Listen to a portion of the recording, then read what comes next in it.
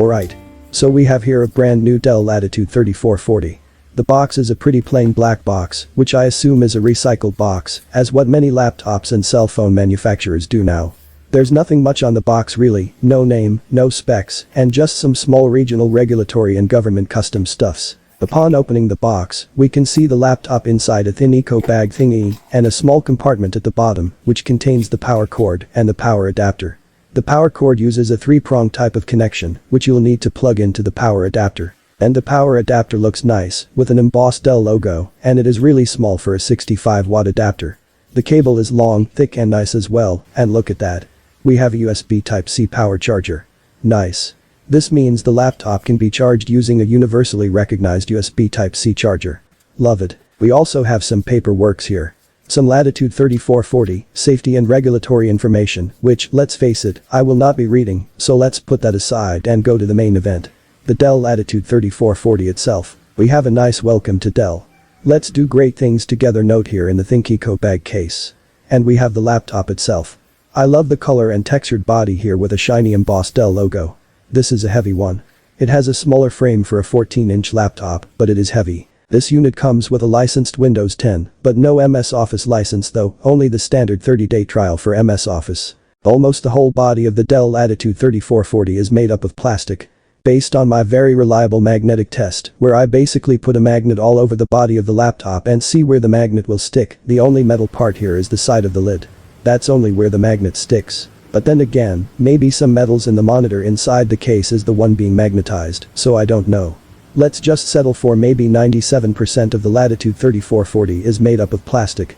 We have an air input vent here at the back, well there's a larger grill at the bottom part where those hot air can go out. Latitude 3440 weighs at 1.54 kilograms or 3.42 pounds, which is a bit on the heavier side of things when it comes to a laptop.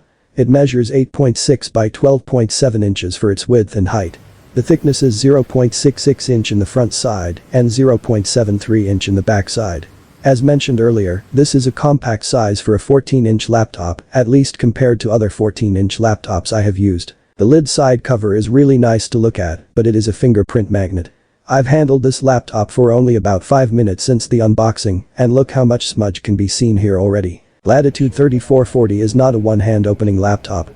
Unlike the smaller Asus ZenBook 13 OLED, you will need 2 hands to fully open this laptop. The hinge is a bit stiff and feels very sturdy. You can open the laptop to near 180-degree angle. Maybe around 175-degree or so, which is nice. At the bottom, we have this long and round rubber bar at the back side, along with 2 smaller rubber feet at the front side, to give you some raised angle at the back part and help facilitate an airflow. Overall, I am happy with the build of the Dell Latitude 3440. Even though the body is mainly plastic, there's no creaking sound, no loose and shallow parts, and it just feels solid and premium. For the ports, Latitude 3440 has enough. In the right side, we have 2 USB 3.2 Gen 1 ports, an RJ45 Ethernet port or LAN cable port, a small LED light status for the LAN cable connection, and a Kensington or wedge-shaped lock slot. At the front we have the 2 speakers at the bottom part. On the left side, we have another USB 3.2 Gen 1 port, but this one has a power share. Then a USB Type-C 3.2 Gen 2 port with power delivery and a display port alt mode. You can charge the laptop from this port. Then a universal audio port, or most commonly known as the 3.5mm jack. We also have an HDMI 1.4 port, charging LED light indicator, and a DC in port, which is another way to charge the laptop. It would have been nice to have 1 or 2 more USB Type-C port here, since the one and only USB Type-C port will be used for charging. Or maybe they just swapped one of the USB-A with a Type-C. But anyway, this is what we got, and more or less, these ports will be sufficient enough for most people. I believe the display of the Latitude 3440 comes with 2 variants, the 45% NTSC and the 72% NTSC. NTSC is the color gamut originally created for analog TV screens and is proportional for a wider range of colors to be displayed. A 72% NTSC is equivalent to 100% sRGB. The unit I have here comes with a lower NBOE NE140 IPS panel, which means just a 60% sRGB colors. There are many options for the resolution of the Latitude 3440, including a 16:9 ratio. But I like to set it to the maximum Full HD 1920x1080 resolution. This anti-glare IPS panel has 60 Hz refresh rate and has no touchscreen functionality. It has a maximum brightness of almost 250 nits, but do note that running on battery power could lower this ceiling brightness. Contrast ratio is quite good at about 1500:1, despite the limited color reproduction. Color temperature is on the cooler side, which is typical of budget displays. Viewing angle is great, where I can still see the picture even when I am viewing it from almost 180-degree angle. That anti-glare coating here works really well. I am really happy with this display. Even though it is not an OLED screen, the color reproduction, contrast, and brightness are on point. It's a good display. The keyboard reminds me of the keyboard of the Lenovo IdeaPad S34013IML. It is easy to use, the travel is good, and there is a good clickiness feeling on each press. It is a 79-key layout and backlighted. My only gripe is the placement of the home and end keys, which I use a lot. It is not a dedicated key, but rather a double of the F11 and F12 function keys, which means I will need to either lock out the F1 to F12 keys or always press the FN key, along with the home and end keys to use it.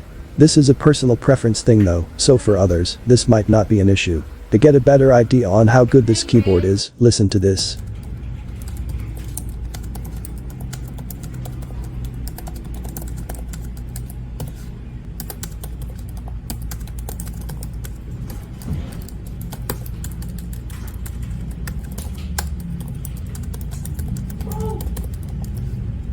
The touchpad of the Dell 3440 is good as well.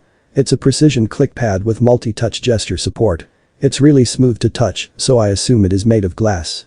It is responsive and accurate to use. Aside from that personal small gripe with the keyboard, the input interface of the Dell Latitude 3440 are great. The laptop comes with a 65-watt AC rugged adapter using a modern USB Type-C interface, and it is also a TCO Gen 9 compliant. I love the fact that this adapter is not as bulky as others. For charging, you can use DC in port or the one and only USB Type-C port. While filling up the juice, the charging LED indicator will light up. And when it reaches 100%, the LED will turn off. The 3-cell, 54-watt-hour, express charge boost capable battery of the Latitude 3440 is not that impressive though. When I am using the Royal Kludge RK918 keyboard, the laptop lasts only for around 2 hours. Without the keyboard, about 45 minutes battery life is added. But that 2 hours and 45 minutes is still very low for a laptop battery life these days. My Lenovo S340 had 4.5 hours of battery life and ZenBook 13 OLED had 6 hours. So less than 3 hours for doing mostly document and social media and not even gaming nor rendering is really disappointing. On the audio department, Latitude 3440 has a 2.2-watt stereo speakers with Waves Max Audio Pro and Realtek ALC3204 audio controller. And I love how full the sound this laptop produces. It's like listening to Bluetooth speakers. Bass and treble are well defined, which makes the music listening experience very enjoyable. Listen to some samples here and let me know what you think in the comments below.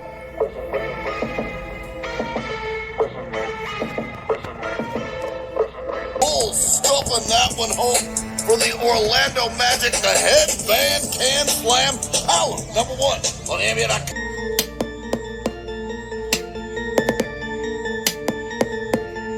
Dell Latitude 3440 is also equipped with a full HD web camera with temporal noise reduction microphone. Comparing with laptop standards, both the webcam and the microphone are impressive.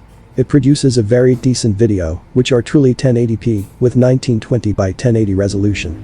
And the microphone captures my voice clearly as well. This is probably the best webcam and microphone laptop that I have used so far. But of course, if you compare it to cell phones and cameras, the footage produced by Latitude 3440 microphone and webcam is still way behind. Here's a sample captured video, and you be the judge. Hello, this is a test of the webcam and the microphone of the Dell Latitude 3440. So, how do I sound and how the video looks? Let me know in the comments below. A 13th Gen Intel Core i5-1345U 1.60 GHz CPU, along with a built-in Intel Iris Xe GPU of the Dell Latitude 3440, performs well enough. The unit I have comes with 16 gigs of RAM, along with a 256 Samsung NVMe PM981 SSD storage, and I did not encounter any slowness, stuttering, or freezing so far. But do note though that I am not a big PC gamer. Most of my days with the Latitude 3440 are used for document manipulations, cloud application management, coding, video and online calls, and some social media browsing. These usages are also the basis for this whole review video. And for all of that, I have never encountered any negative things. Everything runs smoothly, connectivity is always great, all parts of the laptop are responsive enough, and I have not experienced any heating issue, and that is saying a lot, considering that it is summer now here in the Philippines. No problem at all with the overall usage and performance based on my experience. But if you are someone who uses a laptop for a lot of gaming, or for video rendering, and other demanding things, you might need to look elsewhere as this one only has a built-in GPU. Light gaming and short rendering might be manageable, but more than that might be too much for the Latitude 3440. Alright. There are many things that you can say about the Dell Latitude 3440. It has a very solid build, a nice looking one at that. It has a great cooling system too. Comparing to an HP laptop that I've used before, this is way better on cooling things down. Keyboard and touchpad are superb. The display are great as well, considering that it is only IPS, it is one of the best IPS laptop screen I've used. Speed and performance are a breeze as well. And to make up with the lack of fingerprint scanner, Windows Hello Face Recognition is enabled for this laptop. However, personally, I think the laptop is too heavy for a 2024 standard laptop weight. The battery life is mediocre. And this laptop is not cheap at all. Based on the specs in the stores, the Dell Latitude 3440 can range from 65 to 76,000 Philippine pesos. Considering that it has no fingerprint reader, no SIM slot, and no touchscreen panel, the asking price might be steep for many, and honestly, including me. But the brands like Acer, Lenovo, and other cell phone brands that expanded to the laptop market like Xiaomi, Realme, and such, you can find a much cheaper laptop with better specs than the Dell Latitude 3440. But then again, you are not just paying for the specs here. You are also paying for the reliability and quality that comes with the Dell brand. So, if it's up to you, would you buy the Dell Latitude 3440 or not? If you enjoy this video, give me a thumbs up. If it has helped you in any way, please do consider subscribing to the channel. Milasuj for watching. Noba Air.